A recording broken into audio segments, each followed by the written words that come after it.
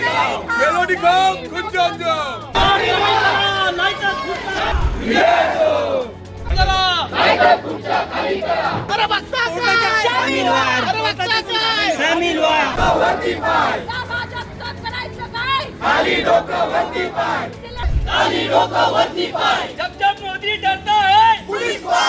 आपल्याला माहिती आहे देशभरामध्ये इंधन दरवाढ होत चाललेली आहे। गेल्या 15 दिवसात जवळजवळ 9 ते 10 रुपयांनी डिझेल आणि पेट्रोल महागलेलं आहे।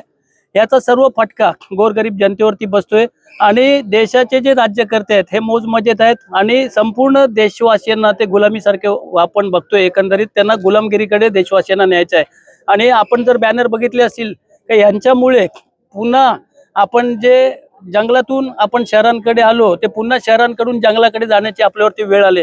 कारण इंधन मिळत नाहीये, गॅस सिलेंडरचा तुटवडा आहे, पेट्रोल पंपावरती गेल्यावरती पेट्रोल मिळत नाहीये, डिझेलसाठी गेल्यावरती डिझेलला भल्या रांगा आहेत, शेतकऱ्यांना डिझेल मिळत नाही, कोळी बांधवांना डिझेल मिळत नाही।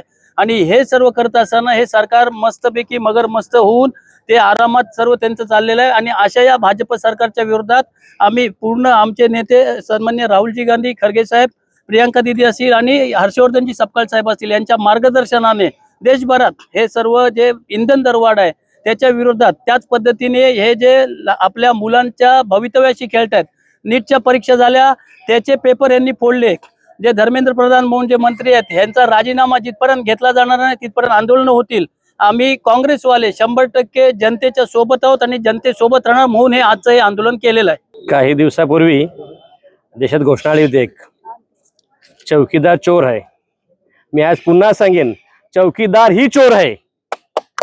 त्याच्यामुळेच ही लोकांना आज परिस्थिती भोगायला लागलेली आहे की ज्यावेळी लोकांना त्यांनी राहत द्यायची होती त्यावेळी यांनी मौज मजा केली, यांच्या व्यापारी मित्रांना कर्जमुक्त केले, त्यांचे लोन माफ केले। त्याचा आज फटका म्हणून आम्हाला सामान्य माणसाला भोगायला होतं। आज जेव्हा या जागतिक युद्धामध्ये देशांनी सामान्य लोकांना सांभाळायची वेळ आली त्यावेळी हे सरकार लोकांच्या खिशात हात घालून लोकांच्या संसारातून त्यांचं अन्न, त्यांचं जेवण यांच्यातून त्यांनी लोकांनी बळी द्यावा आणि यांचे खिसे भरावे अशी अपेक्षा जर मागच्या 15 दिवसापूर्वी मोदी साहेबांनी केली असेल, तुम्ही तेल कमी खावा, तुम्ही प्रवास पायी करा, सायकलनं, मग ही प्रगती कोणासाठी आहे? केवळ 8,000 कोटीचं विमान फिरवण्यासाठी प्रगती आहे का ही? आम्हाला या देशाने आम्हाला नागरिक हक्क दिलेला आहे। नागरिक हक्काच्या मध्ये आम्ही देशाचे सहभागी आहोत, या देशाच्या नफ्यामध्ये सहभागी आहोत। आम्हाला या देशाने प्रगती शिकवलेली आहे। भाजप सरकारने हे गेल्या 2014 पासून आम्हाला अधोगतीने घेऊन चाललेलं आहे आणि आज जो राजा भाऊने वेश परिधान केलेला आहे हे त्या द्योतक आहे की आम्ही आता पुन्हा जंगलाकडे जायला लागलो। आम्ही आमच्या गावात, आमच्या आजूबाजूच्या गावांना, सगळ्या गावाच्या भगिनींना सूचना दिल्या आहेत की आपली ज्या पावसाळ्यासाठी सिलेंडर मिळण्याची खात्री नाही, आपली लाकडं काय गोळा करून साठवून ठेवा। पावसाळ्यामध्ये काय तुमच्यावर वेळ येईल सांगता येत नाही।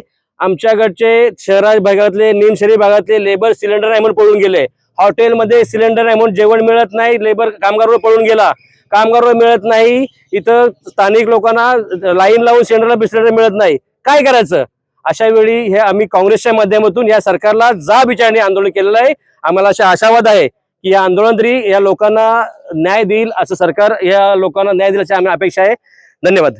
आज आपण या ठिकाणी पाहत असाल अलिबाग येथे आम्ही कलेक्टर ऑफिस समोर इंधन दरवाढ या विरोधात आंदोलन करत आहोत। आज इंधन दरवाढ म्हटली की फक्त पेट्रोलची दरवाढ एवढंच नाही तर माझ्या भगिनींच्या संसारावर आलेली ही गदा आहे। आज त्यांची चिंता वाढत आहे की आज माझ्या लेकराला मी आज डबा बनवून देते, उद्या बनवून देणार आहे की नाही। आज तिच्या मुलाची चिंता वाढत आहे की मी आज रोजगार आहे, आज मी कामाला जातोय तर मला नोकरी मिळणार आहे की नाही। मग तिला नवऱ्याची चिंता लागलेली आहे की माझा नवरा आज कामाला जातोय, त्याला पूर्ण पगार मिळणार आहे की नाही। आज माझी भगिनी ही घर संसाराच्या विळख्यातनं स्वतःचा ताण सोडून आता मोदीजींचा ताण घेतात आहे की सकाळी 8 वाजता उठून कुठची दरवाढ करेल, कोणाला मेलोडी देईल आणि कुठे आमच्याकडे लक्ष जाईल। आज तिच्या मुखातला, आज तिच्या चिमुड्याच्या मुखातला मेलोडी काढून जर ते इटलीपर्यंत जर मेलोडी जात असेल आणि माझ्या भगिनींच्या प्रश्नांच्या, माझ्या कामगारांच्या प्रश्नांच्या, माझ्या शेतकऱ्यांच्या प्रश्नांच्या, माझ्या बंधूंच्या, माझ्या युवकांच्या प्रश्नांना जर बगल देत असून मोदीजी या इंधन दरवाढीबद्दल गांभीर्याने जर लक्ष देत नसतील तर त्या गोष्टीचा आम्ही जाहीर निषेध करतोय। अशा गोष्टींचं जर समर्थन महाराष्ट्र सरकार करत असेल तर त्या ठिकाणी आवर्जून आम्ही सांगतो, आम्ही फडणवीस सरकारचा सुद्धा त्याहून जास्त निषेध करतोय. कारण का आज महाराष्ट्र हे औद्योगिकरणाचं क्षेत्र आहे. अशा ठिकाणी जर बाहेरून येणाऱ्या कामगाराला जर गॅस मिळत नसेल तर तो पोटा पाण्यासाठी काय करेल?